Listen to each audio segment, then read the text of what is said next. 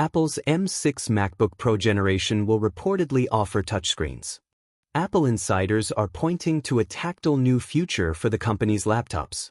Last month, analyst M6 MacBook Pro suggested that Apple would incorporate touchscreens into MacBooks sometime in the next few years, further blurring the line with the iPad.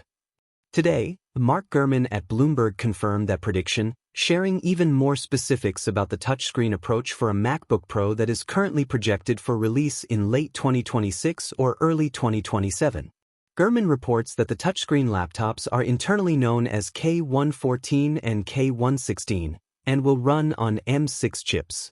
Apple just introduced the M5 generation of its silicon for this year's iteration of the MacBook Pro and iPad Pro.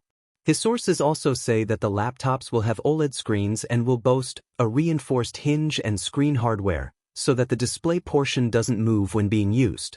The laptops will still have a trackpad and keyboard for non-touchscreen control and will be housed in thinner and lighter frames.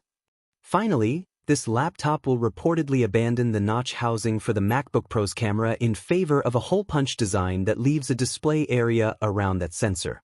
Longtime Apple leader Steve Jobs was adamantly opposed to touchscreen computers. But most other computer companies have had touchscreen models available for about a decade, so Apple did adhere to that philosophy for a really long time. Rather than bring touch to a laptop, for a while Apple was trying to position the iPad as being capable of doing all the tasks you'd use a laptop for, as epitomized in the notorious "What's a computer?" ad.